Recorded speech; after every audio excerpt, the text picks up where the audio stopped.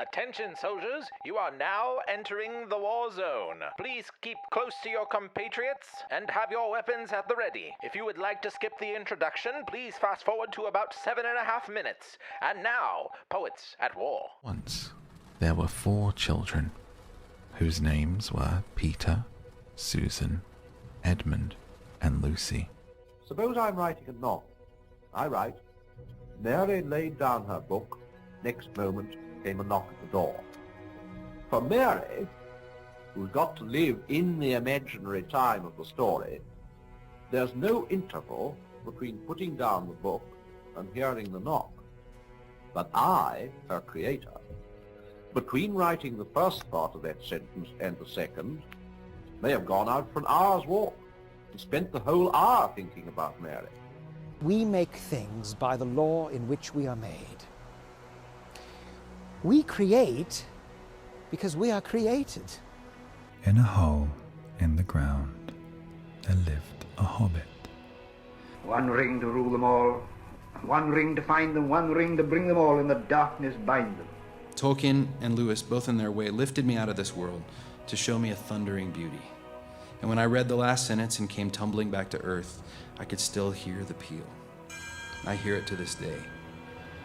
God allowed those stories to lift the veil on the imaginary world to show me the real world behind it, which ended up being, in the end, the one I was already in.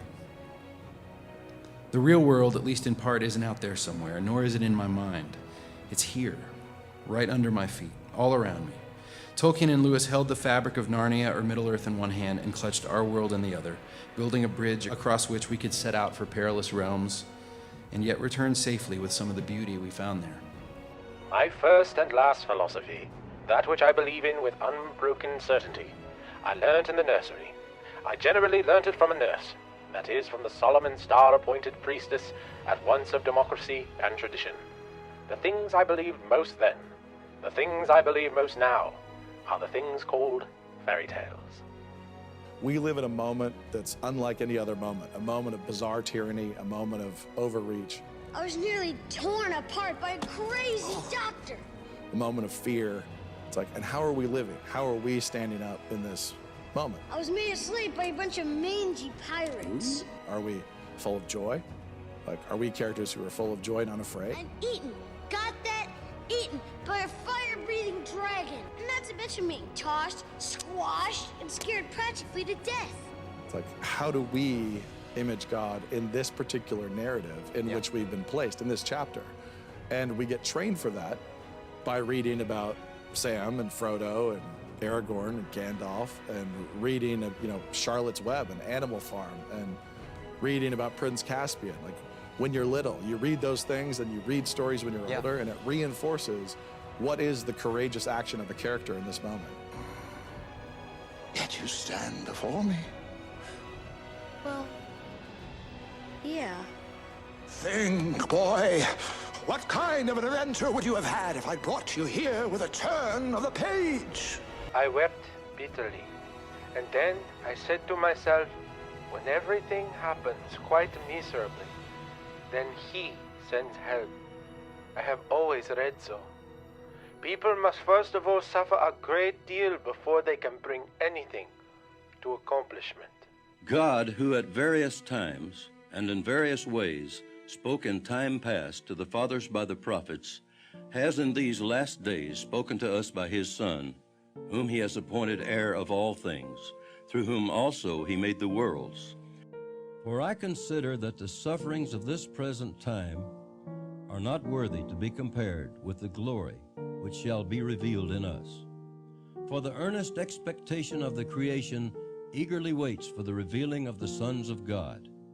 For the creation was subjected to futility, not willingly, but because of Him who subjected it in hope, because the creation itself also will be delivered from the bondage of corruption into the glorious liberty of the children of God. For we know that the whole creation groans and labors with birth pangs together until now. Not only that, but we also who have the first fruits of the Spirit, even we ourselves, groan within ourselves, eagerly waiting for the adoption, the redemption of our body.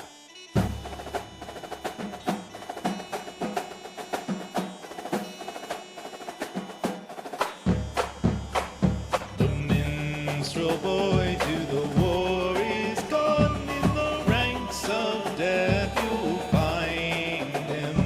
His father's sword he had girded on, and his wild harp slung behind him.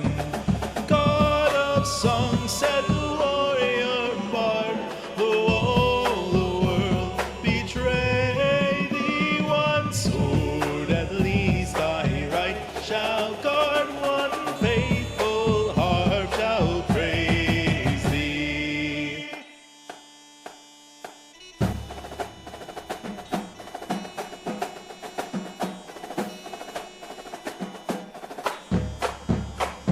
The minstrel fell, but the foeman's chain could not bring that proud soul under. The harp he loved ne'er spoke again, for he tore its cords asunder, and said, no chain shall sully thee, thou soul of love and bravery. Thy songs were made for the pure and free, they shall never sound in slavery.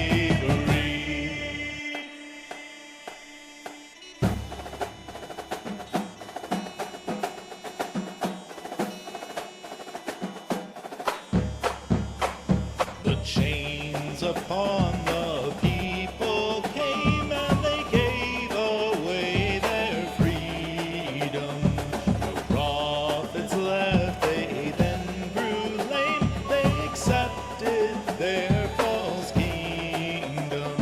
But one young man saw the minstrel boy, and he took up the shredded strings, and with great love remade with joy the sacred tool for truth to sing. We are now dropping you into the war zone. Please prepare for impact. Up the Savannah River, basically. So like right on the South Carolina border, in the middle of where the South Carolina border and Georgia meet, if that makes sense. But is it further in? Yes, but it's so further up and further in. Got it. Okay. Yeah. Ace. Very nice. Obligatory Lewis reference. Done. Okay. Wait, did you see that we're recording in 1080p? That is happening. Yes, it is, isn't it? Yes. That is wonderful. Good to know. I still got a C920, man. Don't worry about it. But I want something better, but I definitely don't have the money right now. Okay. So thoughts on the Haunted Cosmos episode. For context, Brendan, do you know about Haunted Cosmos with Brian Sauvé or no? No, haven't seen any. Okay. Yeah, it's a audio only. It's sort of like if canon people, even though they're not canon people, if canon people put out a lore with Aaron Mahnke style podcast.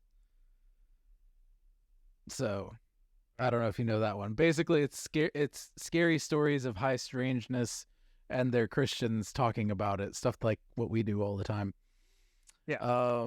And one of the episodes, they briefly I say briefly, probably about 20-minute tangent into AI and their thoughts on that. And it's not like they were immediately saying it's bad or anything like that, but they did mention the loab. Do you guys know about the loab? I know, do you remember this or no, Alex? I barely remember it. Okay, so it's been a while for you too. Okay, don't Google LOAB. It is a thing where, okay, so generally you use positive prompts to create AI images, but you can also use negative prompts. Say, I don't want a mustache in this picture, right? You can also use negative prompting to do the opposite of something. So it's say, I want a white picture, but you put it in the negative prompt, it will give you a black picture. Okay? Give you an idea. basically there is a guy really looking into how everything works with image generation and particularly negative prompting, and he ends up finding this horribly like rosacea patched like 60-year-old meth head looking woman, 50 to 60-year-old meth head looking woman that just keeps showing up in images inexplicably. And there's a lot of philosophical questions about that, but most of the time, if you're not careful, if you put in something as a negative prompt of like beautiful angelic blah blah blah, it turns into like this loab character desecrating humanity in the worst possible ways, and it seems to get past a lot of the inbuilt censor type things in these AI softwares to try and, you know, keep the violence and the nudity and all the other stuff down. So, I mean, there's a lot of who with that. I don't necessarily even disagree with some of their conclusions. But I think it's less of something in the program and more of something in our in fallen human language post Babel, as well as humanity in general. I am of the and yes, what we put into a computer still has sin nature too. We can't help that, right? So there could be something in there, but I don't think it's anything sentient. I don't think it's anything where a demon is controlling, et cetera, et cetera. And the reason I say that is because of Proverbs, where it says, a man casts lots into his lap, but his every answer is from the Lord. And I believe that while demons can have permission from God, a la Job, to mess with probabilities, generally speaking, probability is a realm of God alone. I don't see anywhere in Scripture where that's different. So that's my main, like, biblical reasoning for that. And we could talk about that some, and I'll cut it if need be, but I just wanted to throw that to you and say, I think that this is more, I do think that it's the depravity of humanity showing through the code. I do believe that. I do believe that the sin nature is coming through, and things that we touch in general, especially if you're not a Christian, right, are going to end up horrible and mutilated in one way or the other, even if they don't seem to be immediately on the surface. But I believe that probabilities in general are not under the direct influence of the demonic unless God has given permission. So are you equating AI with probabilities? It is by its mechanical nature probabilities. I'm not saying that all of it is probability, because there are other functions to that, such as data sets, and data sets can be skewed by demons for sure. But as far as the way probabilities function, I don't think that that's something that demons have direct control over at all times because of Proverbs.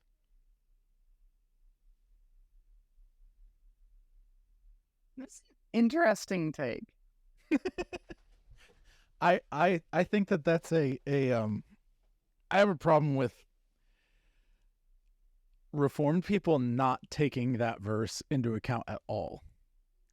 Most of the people I've ever heard who've ever gone to seminary, their default answer, any kind of Reformed seminary, their default answer is closed canon equals no dice throwing. Closed canon equals no answers from God through probability. Right? Mm-hmm. And then you have charismatics who will dice throw on whether or not to send their children to school, to public school. You know what I'm saying? Like you've got crazy-ended people like that. To me, I think that the Bible teaches that probabilities with a closed canon system are no longer for things like immediate decision prophecy, like are we going to war or not kind of stuff. Are we going to throw Jonah overboard, right? But they are for simple situations where there isn't necessarily a right or wrong answer, right? But you do have like, should I have a hot dog or a hamburger today, right? I believe that that's fine. Now, you don't have to live your life that way, but as a conversational form of prayer and communing with God, I have no problem going, okay, God, should I go to Arby's or Wendy's today? Flip a coin. You know what I'm saying? And it's casual, and a lot of people have problems with casual prayer of any sort, any kind, whatever. But, so I'm not saying everybody or you guys, but I'm saying in general, a lot of people do. But, I this is one of those things where I don't hear anybody having any level-headed take on this passage in light of the closed canon, in light of scripture, et cetera, so I don't know. This is one of those things that when I hear about the lobe, my mind immediately goes to, there's not a rogue molecule in this universe. And sure, God could give command over this particular set of probabilities, right, to the demons for whatever purpose he has in some big mass conspiracy. But that's not usually the way God does things. He doesn't usually relinquish power that way. So Brennan has thoughts. I have lots of thoughts, but they're slightly disconnected. One, so my thoughts on this are kind of an amalgamation of weirdness, as is always when dealing with this. The ultimate conclusion is I disagree that AI art and images is probability. Personal experience, having worked with AI imaging today for trying to come up with character art for something, I would put a prompt in, and at least the program that you showed me, AI Playground or something like that, gave me an image. I would try to change one thing to make micro adjustments, and it would give me the same image in some cases. In some cases, it would be a slight adjustment to something that I wasn't even aiming for necessarily. Right. So to me, that doesn't say probability exactly so much as parameter. But that's neither here nor there. I don't want to get into the weeds of that's the semantic stuff for sure, yeah. Right, but it's an important semantic thing because probability and parameters are two different things, very much. Like probability is rolling dice in a very real way and casting lots, whereas a parameter is a confined limitation within a framework. And you work within that framework to create something. And the reason why I don't want to talk about the probability side of things is because I don't know how AI imaging actually works. So I don't feel comfortable speaking to that end. Instead, I want to jump to the other end. I'm going to be the charismatic. I'm going to jump to the spiritual. The first question I would have is this thing whose name I'm not going to say, is it the same woman every time? Because if that is one, that's it appears creepy. to be. It appears to be? Mm-hmm. Okay. Now, we're going to jump to somewhere else. First of all, there's nothing new under the sun. Let me just say that. Mm-hmm. Sure. Have any of y'all heard of Vashtor the Archfane? I'm going to guess no, because that's a Warhammer 40k thing that just happened in this past year. Okay. Vashtor the Archfane is the chaotic demon god of the Forge. Okay. And his thing is that he lives in technology and can move through technology. Okay. So there's nothing new under the sun. What on earth makes us think we can come up with something that God himself hasn't thought of already? Now, just because we come up with something doesn't mean it's a good idea. Right. Babble. Right. But the fact of the matter is, like, it would not surprise me if... Oh, and sorry. Going back to another story I had a while ago, I don't think this was on the Poets at War podcast. I think it was in an after conversation. There was a conversation where some friends went up to this mountain and they felt such a strong presence of just holiness and godliness in this mountain in Georgia, incidentally, that they fell on their knees. I don't remember. I need this information because I know most of the mountains in Georgia. I will tell you when I find out, but at least I think it was in Georgia. Anyway, they were thinking of building a retreat center there. When they got back, they found a bunch of images on their camera roll that they didn't take. And so one of the theories that my dad postulated, no evidence for this, but a theory, is that it's possible that angels work in the electromagnetic spectrum. That's how they operate. That's sort of like we work on the material and basic RGB, whatever spectrum. They operate in the infrared spectrum, possibly in ways we cannot. They can actually manipulate molecules and light and particles and things like that, which allows them to do all kinds of stuff. If that theory holds water, no idea. No scriptural evidence for this whatsoever. We're going up, we're purely spitballing. And if there's nothing new under the sun and somebody came up with a demon that lives in technology, why would we be surprised at the thought of a actual named demon moving through particularly AI art and capitalizing on human depravity and human sin? Mm-hmm. That's the long short of it, right? I'm not saying this is real. I'm not saying this is actually what's happening. I'm just saying, like, God made the platypus, and that's pretty weird. So weirder stuff has happened. You know, I got married somehow. Weirder stuff has definitely happened, you know, than this thing I'm suggesting. Sure. So let me say this. Most people would liken a good and evil bifurcation. That's not the right word, but like a good and evil yin and yang, whatever you want to call it, of equivalency. That's a good word. Of Satan and Michael the Archangel, Lucifer and Michael the Archangel. Okay. In my opinion, you cannot get, and this is more arguing of a degree. Okay, so if loab really is, like I said, don't look it up, as bad as everyone says it is, you know, as far as like it being some kind of evil entity or evil influence, let's put it that way. As far as I read the scripture, you cannot get more evil than a person who has purposed, a human person who has purposed in his heart to be, and I'm using this as a verb, not a noun, Antichrist. Yeah. No, definitely. There is nothing more evil than that. Not Satan, not anything. Right? Well, I mean, I would reject it. Like, I agree with you. There is this sort of cultural pervasiveness to the idea that there is this like there's the like you have to have balance, you have to have this dichotomy. We've been so influenced by culture or whatever. You know, I reject that because that implies that, you know, like, if that is true, then God had to have an evil alternate before the fall of man, right? And I don't believe it. Dualism, which we do not accept. So we can't take. So, you know, like some people say, you know, it's interesting. You know, you say Satan and Michael. Like, a lot of people would probably say Satan and Jesus. A lot, which is like, no, that's not at all. Right. I mean, Jehovah's Witness theology.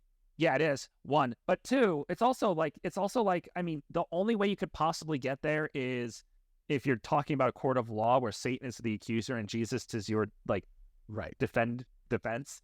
But even that falls apart like immediately because Yes. Anyway, it's just like there isn't. I wasn't arguing it from equivalency. Right. I wasn't arguing from equivalency. I was arguing that if this is as malevolent as it appears, just from an aesthetic perspective, I can't think of anything more apropos to fit that kind of influence like we're talking about than the depraved human mind bent against God. I don't think that I understand that we equate certain things with the demonic, but most of what we equate with the demonic, it pales in comparison to the evil of an evil human heart.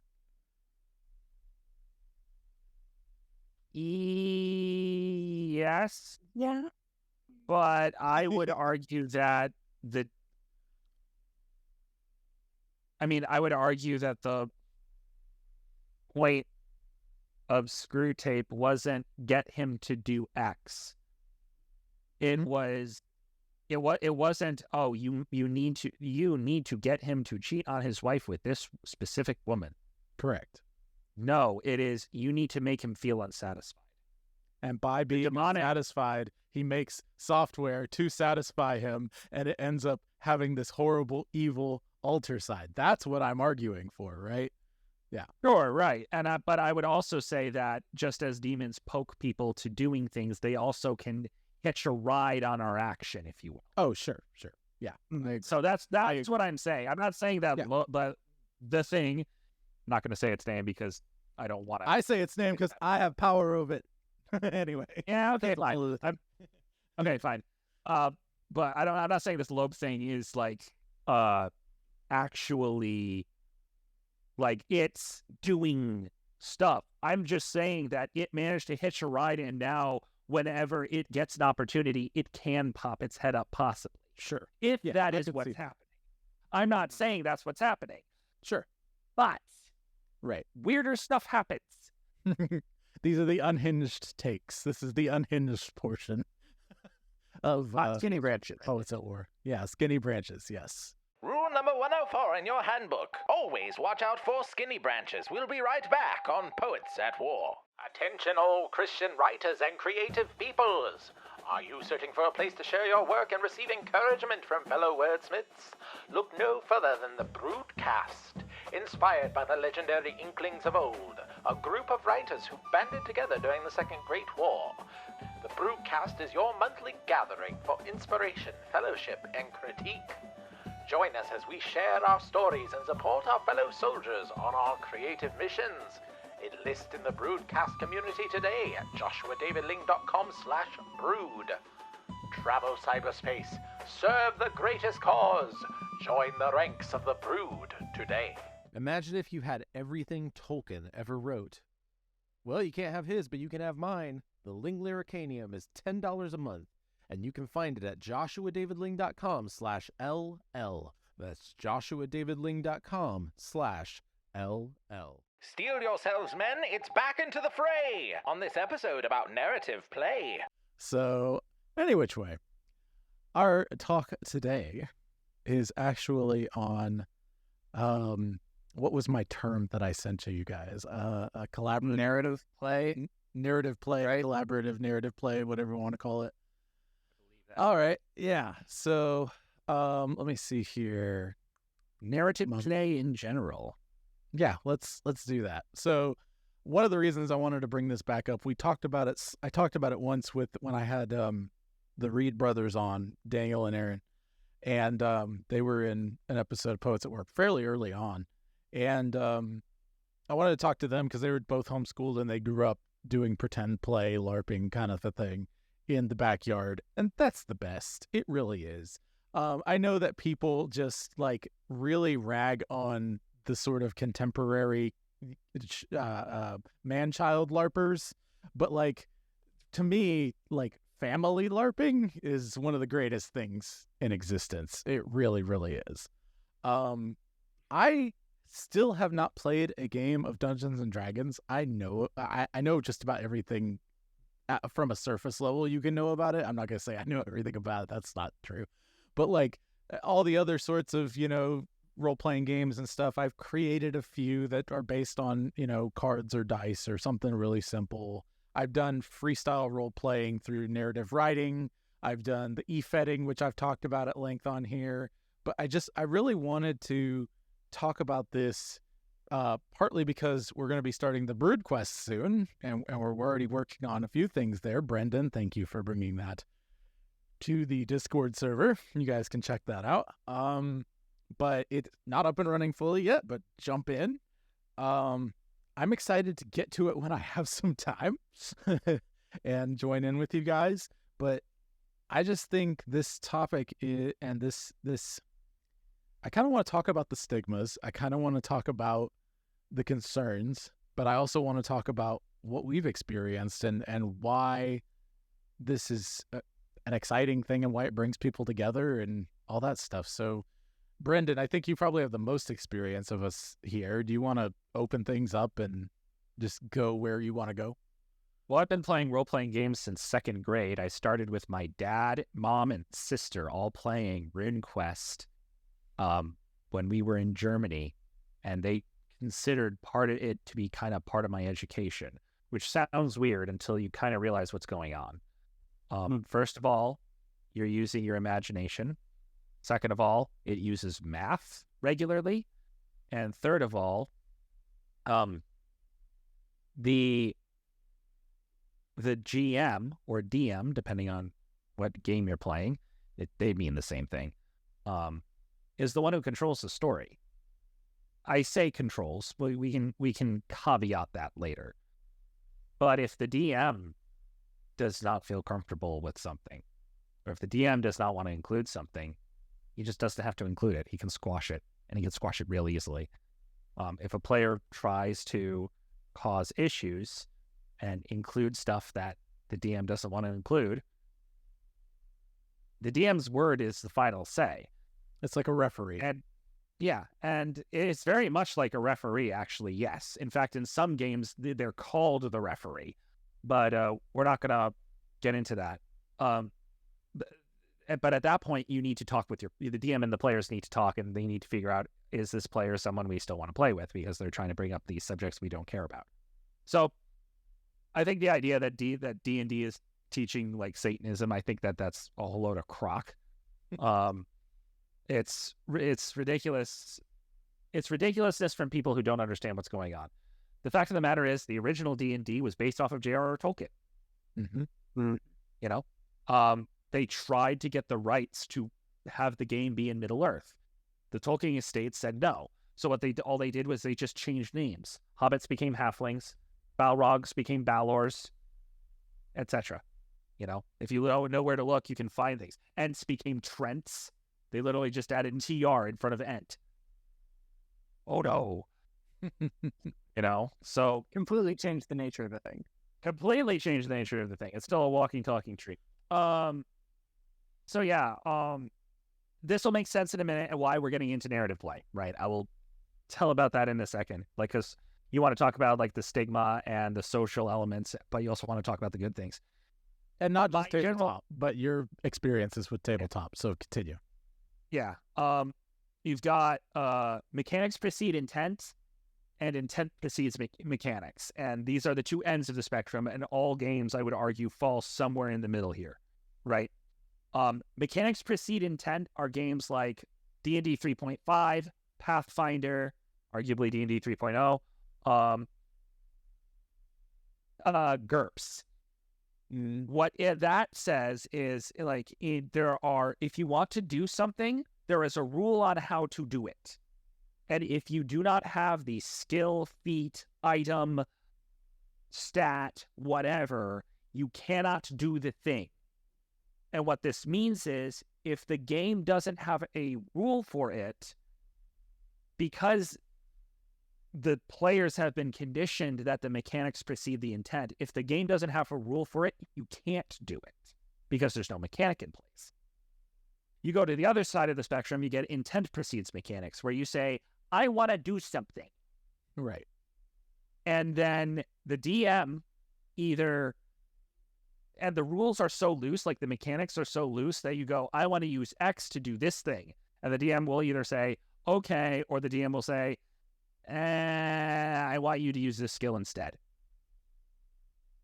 And both are valid.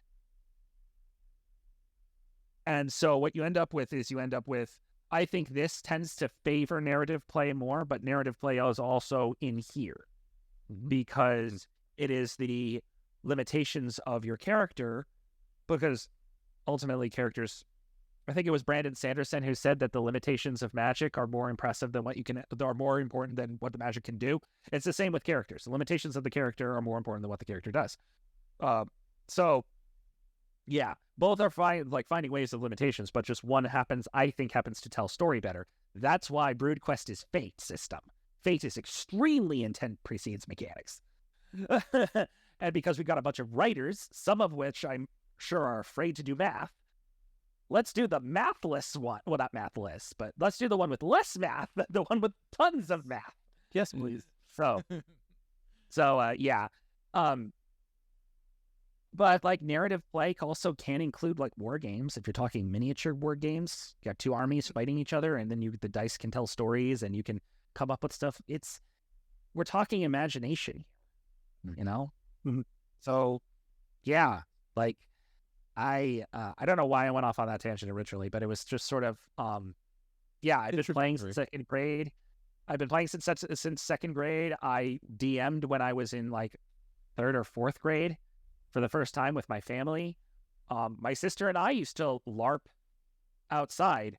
We would play outside. We'd come up with characters. We would do this after, even before we started playing D&D. But we would play pretend. It's playing pretend, and for some reason I don't know why it's like, oh, adults shouldn't play pretend. It's like, really, adults shouldn't use their imagination? What's wrong with that? I mean, it's put aside childish things, Brendan. Go ahead, Alex. It's the same instinct that led people to criticize Lord of the Rings for being escapist. And Tolkien's response to that was that the only people who don't want escape are jailers. It's a misunderstanding of the nature of humanity. Yeah. Yep. So, Alex, what are some of your experiences with roleplay, your thoughts on it, that sort of thing, where it ends up getting weird? Because I think a lot of people who you got the people you're talking about, the people who fundamentally don't understand humanity.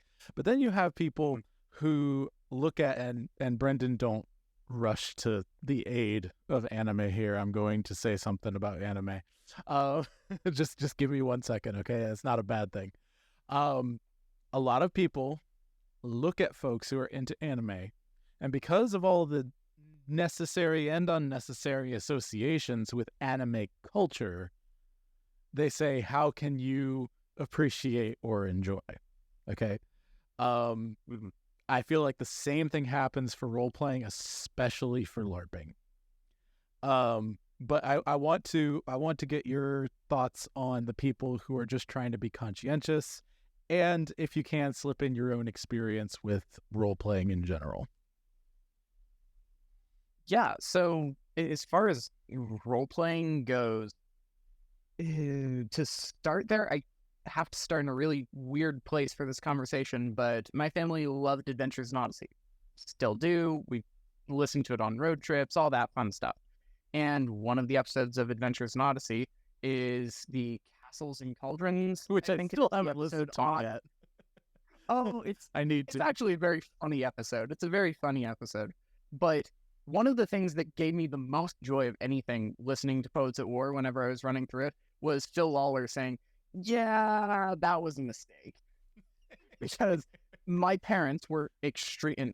Well, my parents, not the criticism of them, but they were extremely into the, D&D is satanic, and as you play out all these super evil things and shouldn't do that whatsoever. And they were absolutely coming from a place of, we're just trying to be safe on this. We've heard all these things, and we're just trying to be safe on this. Add to that my dad had a friend who was in college, I want to say, and ended up leaving the faith and worshiping the gods of D&D.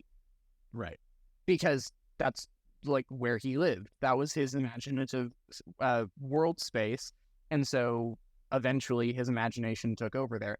And that's where the people who are just trying to be conscientious are coming from. They see the horror stories, they see the bad things, they see the super popular actual plays like Critical Role and Dimension 20 and stuff like that. They say, ooh, language, ooh, a lot of other naughty stuff.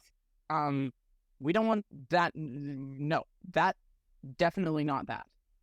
And so they try to protect without making the necessary distinctions of the various different ways that it can be played, the various different actual game systems that there are, and of course, the most important part is what Brennan said, the GM.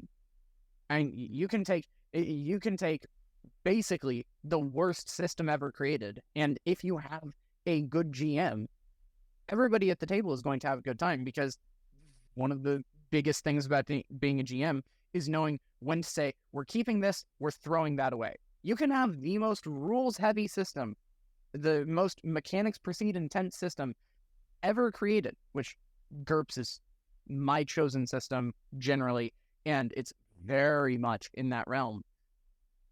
And I just throw away half the rules when I'm GMing. Right? Okay, let's make your backstory. We'll figure out how to get characters. If you need inspiration, run through the disadvantages, because making your character less one-eye tends to make interesting characters.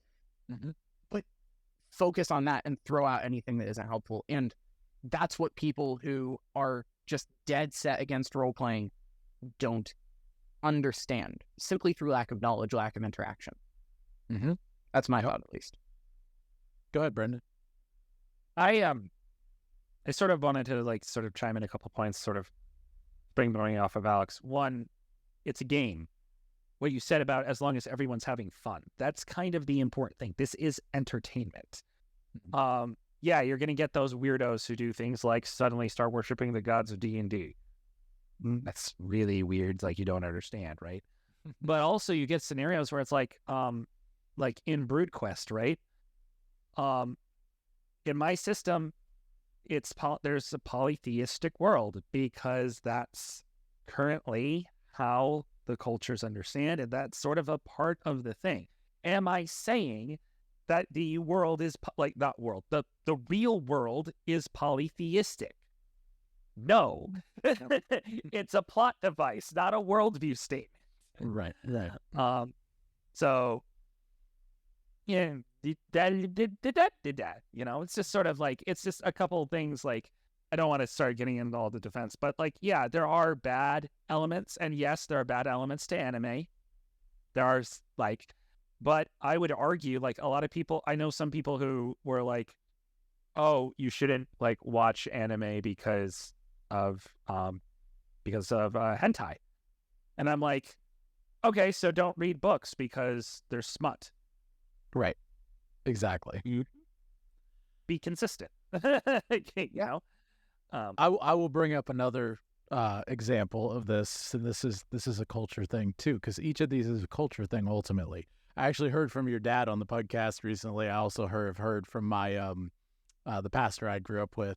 Part of it's joke making, part of it is seriousness, but rap music, ooh, that gets them going.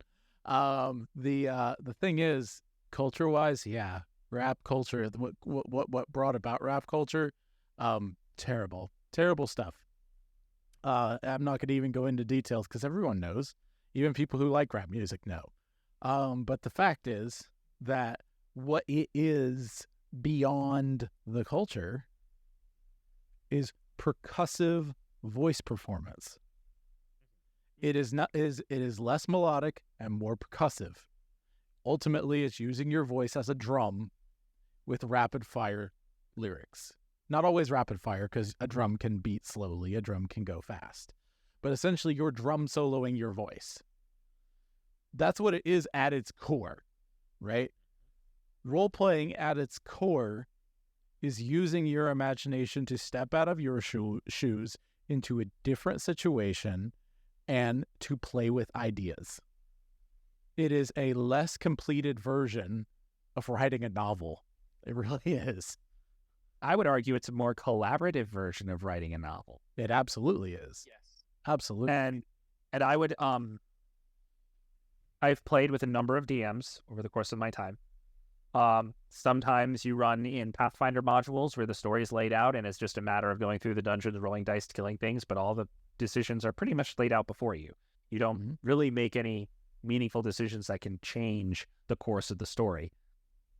And then sometimes you play Warhammer 40k Rogue Trader game where you are where the DM, it's a custom game. The DM is making the story up as you go along, and every choice you make and lead the entire group down a different path than the DM was expecting. And that's sort of the more critical role, Dimension 20 style, where the DM kind of knows what's happening, but what this decisions they're making up the story as they go, and so they just kind of plan for the next session, and then as the session rolls, he takes those decisions into account and tries to fit them into the story next, and figure out who does what and where and why and all that jazz. One of the best things about being a GM on e-fetting was the fact that you could not plan for everything. It was being adaptive to the promos and the intents of all of the wrestlers involved, because you had many different people essentially saying either I want a title shot here, I want revenge against this guy here. And the thing that was really cool is you would think everyone would just be like, I want a world title, that's the end. No, a lot of them wanted to find a partner for the tag team titles. A lot of people would want to, have a cool feud over here because everyone was interested in telling the coolest story, right? And building their own character to be better, because that's how you win championships, is with a better character, right? And so like that was one of the cool mechanics of it in general, is success also it means depth of character. And that was just a cool mechanic in general of e-fetting that I've seen integrated into fantasy tabletop. I've seen it integrated other places, but like I think that's one thing role play. This is just an aside, but like I think role playing can be more forthright about, not just D&D, a whole bunch of others, is if you make a cool character with actual depth, you'll be rewarded. That's what a good GM should do, And part of that also is like in the Fate system that we're going to be using for BridQuest. I'm basing it off the Dresden Files, and there are these things called aspects that you use to spend and get fate points. I'm not going to get into the rules right now, but one of the things in the rule book that I was originally going, it said, some of you may notice that a lot of the aspects that we use for our characters are negative. Well, from a mechanical standpoint, we do that so that we can get fate points from the DM and be able to, so that we can spend them. It's just from a mechanical standpoint, it's a way of getting more of a resource. Right. But honestly, it creates more interesting characters. And that's something that I know I have had issues with in the past, of writing perfect characters who don't have flaws. Right. Right. That's something that I would really encourage people to think about. Like, I am becoming a better DM the more I DM and the more I look at what other DMs do. But I'm also becoming a better storyteller as I play and as I make characters and as I think about what flaw does this character have? Because, before I'm just making the best character I possibly can, the best mechanical character. He has no weaknesses, or if he does have a weakness, it's not something I can do anything about anyway. And so I'm just going to be the absolute best I can possibly be. And it's like, yeah, okay, that's fine. There's nothing wrong with having like an expert at something. But I regret to say that a lot of like the Pathfinder games I've played, I played with power gamers, and so I wasn't playing a character, I was playing a stat sheet. Yep. So yeah, I got two. Well, go ahead, Alex. I want to hear what you have to say. I was going to say that's something that turned out really interestingly for the campaign that I was running that just fizzled apart after one session, is that every single player took the maximum number of disadvantages. So in GURPS, you've got basically 5 things you have to worry about. You have basic attributes, secondary characteristics, advantages, disadvantages, and skills. And all of them are based off of character points. You just have a set number of character points, and you can spend them anywhere that you want on the sheet, doing whatever. Disadvantages give you character points back.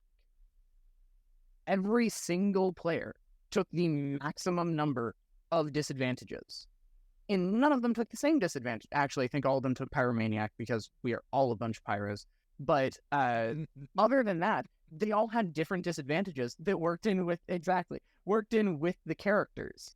Right. And whenever you have that built into the system, which is one of the things that I really love about GURPS, it does tend to just completely end power gamers, because you want to have the amount of points that you need to get all the skills, and so you end up, you no longer have a leg, and you have no depth perception, and you're a weirdness magnet, which means I can throw whatever I want at you, and you can't complain, which makes it fun. That type of stuff. Right. I really love that. What you were talking about, incentivizing, not just having a stat sheet. You, soldier, are too more than a stat sheet. Here's a book recommendation from Alex as to that topic. And now is the time for your book review minute with Alexander Robertson, the part of the show where Alexander Robertson comes out and reviews a book. I have heard it said that Chesterton has a way of flipping your living room upside down and showing you things that you never could have seen when it was right side up. In Notes from the Tilt-A-Whirl, Indy Wilson does that with everything from the common ant to the solar system. With a joyous abandon reminiscent of Tom Bombadil, he shows the beauty of the magical world in which we live. Along with providing a positive vision of the world, he also takes great pleasure in popping the pretty little balloons of the Western philosophers who have shaped the way that we see the world. He speaks of Kant, Nietzsche, and Hume with the same disdain that conservatives have for Marx and progressives have for Rand. With all this heady philosophical talk and esoteric natural philosophy, it would be very easy to never touch down to earth, but Wilson threads the needle expertly, never failing to connect the metaphysics of which he speaks with practical wisdom for action in the everyday world. Tilt-A-Whirl is my favorite book. It changed the way I see the world, and I believe it is a must-read for Christians who want to push their faith to the edges of their thoughts and actions. In the beginning was the Word, and the Word was with God, and the Word was God. Through him were all things made. Welcome to his poem, his play, his novel. Skip the bowls of fruit and statues. Let the pages flick your thumbs. This is his spoken world. Excerpt from Chapter 0. Welcome. A 10 hut. Back to the trenches, soldier. So I have two further topics, and we've got like 15 minutes on an hour recording, but we can do both questions if we want. I'll get your guys' opinion on which way we want to go first. One, I want to talk LARPing a little more in depth, because I'm not talking necessarily systems, but if you know systems, we can talk systems. But just generally talking about LARPing in a big, broad, the kid version, how that can change for adults and still be appropriate, how it's inappropriate for adults if it is, whatever. And then the other one is, I want to actually talk characters that we've used or things that we've done in role-playing, whatever the case may be, that were maybe even moments in these stories that were particularly strong for us, okay? And describe our experience of, having those moments with our friends. So which one do we want to do first? Probably the LARPing, I'm guessing, because y'all want to save best for last. Am I right? Yes. Yep. Yeah. I saw those smiles on your face. So long as we hit the characters at the end. Yeah. Okay. We'll make sure. LARPing first. We'll make sure. Okay. So Brendan, I want your take on LARPing first. What you got? First, let's define terms. Okay. LARPing, live action role playing. It is role playing in some capacity with your actual physical body moving and doing things. Yes. I am all for it. I've never done it unless you count going to a Renaissance fair in costumes. Partially, yeah. But a funny story about the Renaissance fair. Actually, there's an entire subgenre of family stories called Brendan at Renaissance fairs, but we're not going to go into that. But I think that LARPing is actually a good thing, and I don't think it should get the bad rap that it does. Mm-hmm. I mean, whenever you're in any scenario, people can take it too far. Mm-hmm. There is the issues of, like, you mentioned, talking about the horror stories of D&D, like people leaving the faith, right? Well, there's also the horror stories of people playing World of Warcraft so much they passed out at their desk and died. Right. There's horror stories for anything. And then you've got these weird scenarios where you've got like professional League of Legends players who make money playing League of Legends. And then every kid who's played League of Legends at this certain age range is like, I want to go pro. And so they constantly play League to try to get better, but they just don't have the skill, the hours, the resources, anything like that to actually get into the upper bracket, to that upper echelon. So you end up with a bunch of weirdos in the middle. I think LARPing has a lot of that stigmatization for these weirdos. But let's think about what you're doing. Yeah, you've got the fantasy element, but a lot of LARPers pay attention to history. You can learn about the history of armor. You can learn about what's effective, what's ineffective, and weaponry and stuff like that. And a lot of them make their own costumes, so you are now learning crafting skills. You have physical activity. A lot of LARPing is, at least I had a friend who LARPed in one of the gaming groups I was in, and she would talk about being incredibly sore after the LARPing weekend because there's so many battles. You're running around. You've got little bean bags with like spells or curses, and we would throw them and yell curse. Just to get as part of the mechanic of the game, but whatever. But a lot of them are fighting sword and shield or polearm or whatever, So you've got physical activity involved. There's a certain amount of community. We can get onto whether or not the community is that great because, let's be honest, D&D has a internet subculture that's very LGBT alphabet soup, which I absolutely hate, whatever. But that's that community element. The community, the fact that there is community in self is a good thing. What that community is might need to be shifted, but the fact that community exists within that thing, I think it's a good thing, right? So, short version, I don't see how this could be a bad thing unless it is taking up all of your time, that you don't pay attention to your family, you don't go to work and you stop getting paid, you stop being helpful, you stop attending church. But all of those things are like dealing with addictive personality, not necessarily the actual LARPing itself. So I would say LARPing is just pretend play, like what kids do when there's like, I'm cowboys and Indians, or I'm knights and you're princesses and dragons and stuff, but done as adults with a particular set of rules. And it's like, okay, you bash on LARPing, but you don't bash on airsoft, right? And let me just throw an analogy out there. Let's say you've got a guy on an assembly line who makes widgets, right? And he loves making widgets. He loves widgets so much that he is making them in his sleep sometimes and wakes his wife, right? And he ends up taking tons of extra hours, not because they need the money. In fact, some of the hours he doesn't even get paid for. Some people don't. There's people who don't even know he's still at the factory, and he just keeps making widgets. How is he any more delusional than someone who's throwing a beanbag and saying curse? Right? I think that what comes to the surface is people have a lack of imagination. We have an endemic lack of imagination in our current culture. And as a result, anything that looks like it's delusional in any way, shape, or form, we immediately assume that's true right there on the surface. That's why LGBTQ gets into these subcultures, is because, quite frankly, a lot of them are delusional.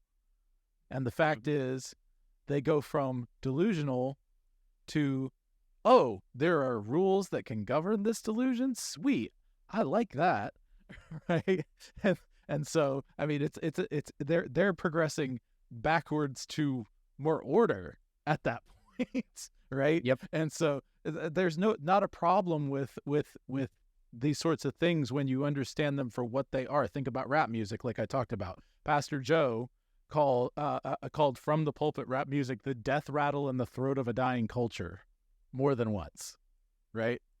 And I'm of the opinion that it is drums with your voice, and you can do cool things with that. A lot of people don't. I feel about LARPing almost the exact same way, at least LARPing for adults. LARPing for kids, they need it. Like, it is important developmentally. And I won't go any further at the moment because I wanted to go to Alex next, but I had to get those couple things in there. Go ahead, Alex.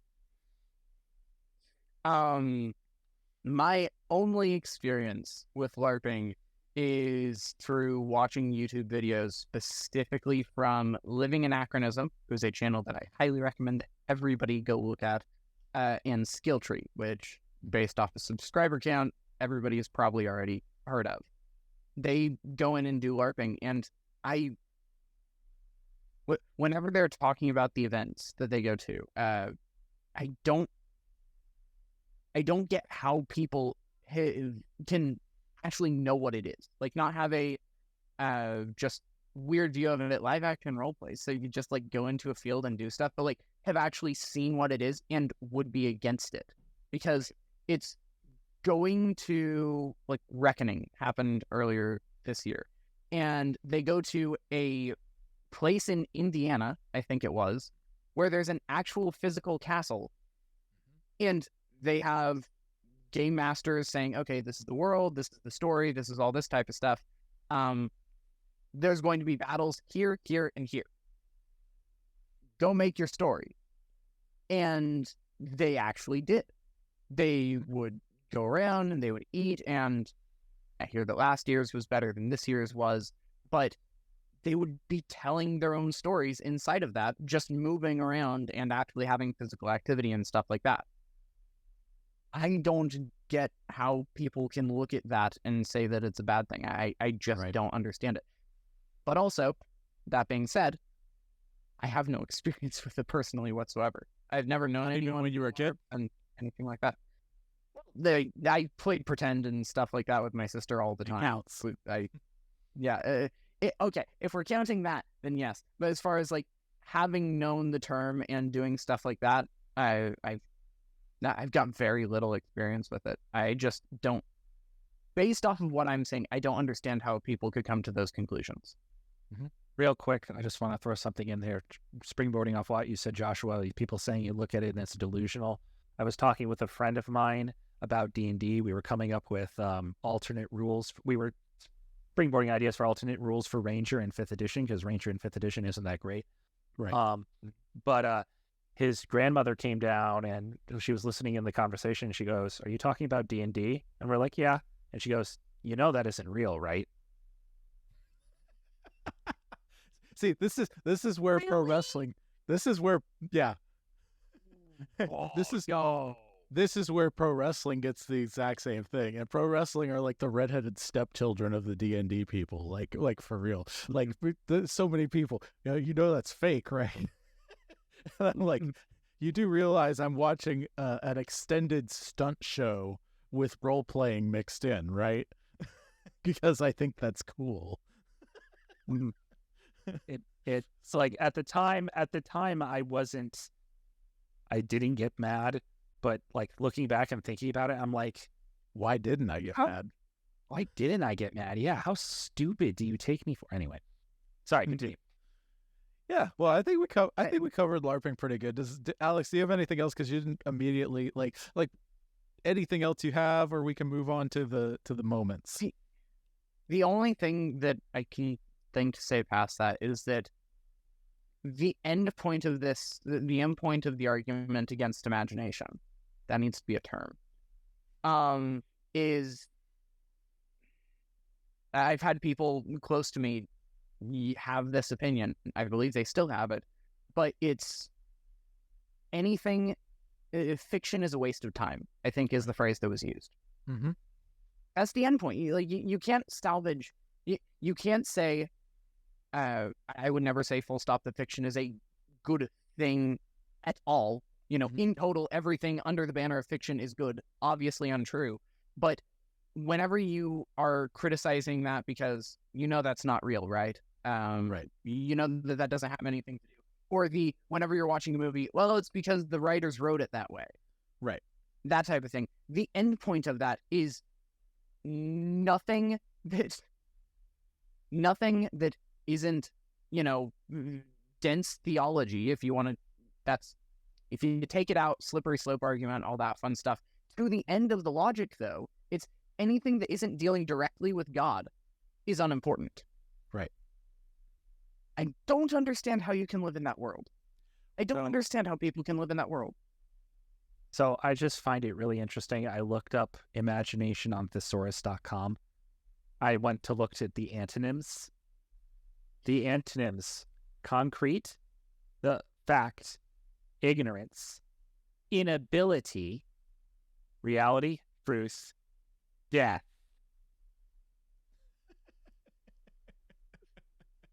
Then I feel like Chesterton would agree with those. Being, entity, existence, material, substance. Interesting. But I found it so interesting that ignorance, inability, and death are antonyms to imagination, according to this website that I like. I feel like Chesterton would very much appreciate the death being an antonym to imagination. That seems like something he would write. I think eradication of imagination is probably what you were coming toward. We have such a mental health fix from people in our culture right now. And what I really think that comes down to, even though they don't want to say it because they want to, because they're materialists on one end and spiritualists on the other, right? And when I say spiritualist, I mean the opposite of materialist. There is only, we have such a bifurcation of spirit and body in our culture that imagination, which is a link between the two, especially in LARPing, right? We're not allowed to exercise those muscles because they're not real. And yet so many people are committing suicide as a result. Is that real? Mm-hmm.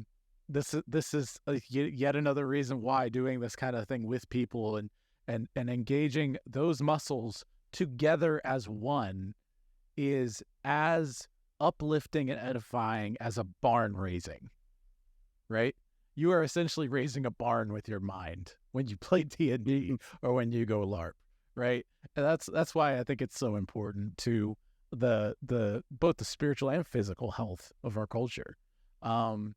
So anyway, we'll get moving on to the moments and stuff. But before we do, a word from our ally, Sarah Levesque. Hello, I'm Sarah Levesque, Editor-in-Chief of Logo Sophia magazine. I would like to invite you to explore our Pilgrim's Journal of Life, Love, and Literature, both in visual format and in podcast format. Our goal is to help bridge the gaps between different Christian denominations and traditions. Please visit our website at logosophiamag.com to read or listen to stories, articles, poetry, and more, all for free. We look forward to journeying with you. And now for our final battle. I've got some good ones, and I'll tell you my main story, like not main story, like the whole thing, but like just the character and the premise is the main thing that I want to get at, and the people that I did it with. You guys can take whatever angle you want. Who wants to go first? Both of mine are GMing, so okay. Well, I'll go for it. Okay, so you guys know I did EFED stuff back in the day, especially teenage years. I've mentioned it for some people, but my friend Chris, he was during that time, early 20s. I was a teenager and on a forum, with a bunch of people having a good time, and he basically had a wrestler who was extremely important to him because he went through a really bad period of anxiety and all kinds of other stuff, was actually hospitalized for it. And the thing that helped kind of get him out of it was watching wrestling. And this particular wrestler really helped him out. In this federation, you could be a real wrestler or create your own. I opted to create my own. He kept the wrestler. It was, for anyone who cares, it was Trish Stratus, female wrestler, who he really, really enjoyed. She's a great wrestler. She's done some stuff I like, and some stuff I don't like, but she's a Hall of Famer, WWE Hall of Famer. I created a character loosely based on myself, just because I wanted to do something simple. I had never done this before, but I did give it a fun, interesting, tragic backstory like you do. So basically, we got this 20-year-old kid, so like super young rookie type wrestler. He's been on the independence circuit for a little while now, but he's up and coming, and his main thing is that he's just unbelievably scrappy. You give him an inch, he'll take a mile, kind of a thing, right? And he's not the tallest, he's not the biggest, he's a little bit bigger for his height, but he's not like I am now or anything, right? He's just got a muscular guy. And he's also a throwback of just kind of a in your face pro wrestling sort of a thing. Just like leaning into the camera doing the Hulk Hogan-y kind of a thing, whatever you want to call it. And a lot of people think he's an idiot for that, right? Like he's not cool. He's not interesting. He doesn't fit in. His backstory is that he had a high school sweetheart, or he not high school sweetheart, a sweetheart he grew up with and was engaged to from like really, really early on, and their parents didn't even know about it, kind of a thing. They were going to get married as soon as they graduated high school. In one of his senior football games, he grew up, he became overweight. That was the other thing. He became overweight in football and stuff, and he basically in this game, it was homecoming. He wanted to go sit with her and didn't want to play because they were winning really well early on. And so he gets himself thrown out of the game to go sit with her. He just, basically like yells at the ref, right? Goes and sits with her. And then afterwards she says, let's walk home. He says, no, I'm tired. So they get in the car and they get in an accident. He gets a TBI injury from it, and she dies.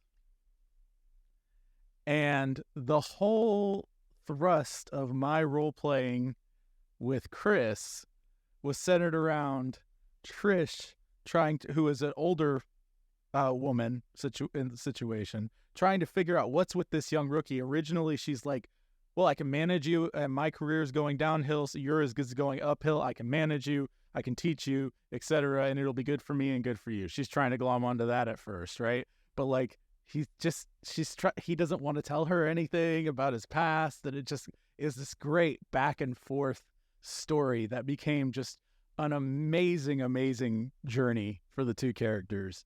And I have written a good chunk of it in rhyme form, and I plan on continuing to write some of the other wrestling stories that we created and other wrestling characters in my World of Wrestling series through the rhyming and whatever else. It's way less in demand, so I don't put it out as much, but I do have it, and I have large chunks of it, and it's really fascinating, just great character stuff. So that was my period with him, and led him to Christ through a lot of ups and downs. Both of his short story, both of his parents passed away really close to one another, and I was able to, through that and just being close to him, being one of the only people he could talk to, lead him to Christ. So still haven't met him in person, but he's still close, just phone call away kind of thing. And yeah, so that's a good little story there. And there's a whole lot more, obviously, that I could go into, but I'm not gonna, because we need to hear from you guys. But I just wanted to share that, I think, on the podcast, especially, and we can go from there. Okay, well, they're not very too huge an awkward pause. I think what? No, go. No, I was going to say no, I can go, but if you're going, oh no, you can go. Go ahead. I'm more than willing to not be. I'm more than willing to be last. Okay, so my only the only big stories that I can remember. I know that I've had a couple interesting ones as a player, but the ones that I can remember right off the top of my head were all as a GM. And I didn't GM for a long time, but the group that I was GMing with, we had been friends for close to a decade at that time, and so we all just hit off very, very well. Maybe the third session or so that I was GMing, they were in a little town.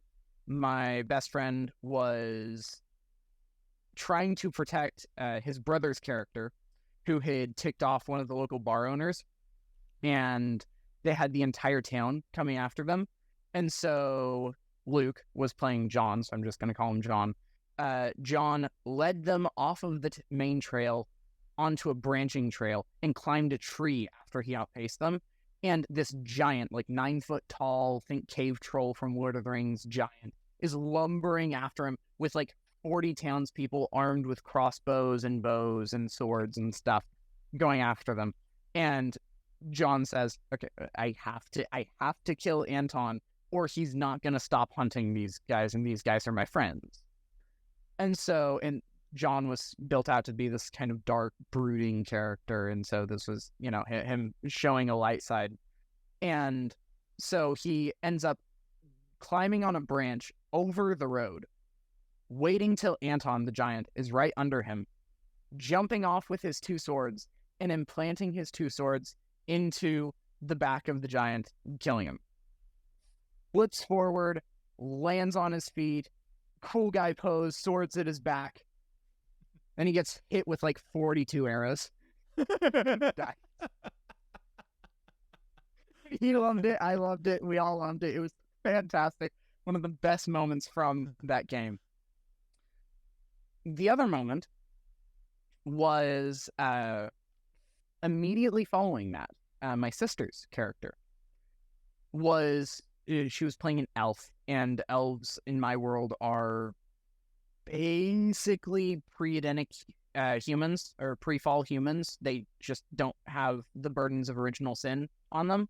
Gotcha. And so she was mourning the loss of her friend, and we spent probably an hour and a half to 2 hours just going around the forest, finding various plants and stuff so that she could build a proper elvish pyre to burn her new friend's corpse on. And it was one of the most, I say it's one of the most touching moments. We didn't play for a ton, but it was an incredibly touching moment of just role play in the game. And so both of those 2 were fantastic for me. Those are my best stories. Nice. Those do sound like super fun sessions. Brendan, what do you got? Well, I mean, there was a silly moment where I wasn't. I feel like, man, this is the part where I wish I was a better player, because I've only recently started making actually like good characters. But I was in a Rogue Trader game, Rogue Traders again in the Warhammer 40K universe. I came up with this character who had this intense, I say intense, it was a 2-page long backstory. But basically, he was a part of an elite unit. He was originally like press ganged into service and was serving in the army, but then he got pulled out and basically was given, you can either come with us or you'll die in this battle. Mm-hmm. And so he went with the group, and he became an elite unit. He was basically like a combination of Michael Weston meets Batman, or Deadshot, really, not Batman. Michael Weston from Burn Notice, pretty good show, but anyway. So, and then there's this backstory that gets dissolved, and he ends up on the Rogue Trader Trafalgar, which the DM actually made made shirts with us with Trafalgar with the Imperial Aquila. It was great. But that group was so much fun. And there are a lot of great moments, but just 2. Something you need to know about Rogue Trader is that there are 2 kinds of critical hits. There is rolling a critical hit, which gives you like, which basically ignores armor, I think, and it adds, you roll on a critical hit table and then you get that effect. Sometimes it's ignore armor, sometimes it's other stuff. So and the other type is called Emperor's Wrath, where if you roll max damage, you get to make a second attack. And if that attack hits, you add that damage on. We are going through this space elf craft world.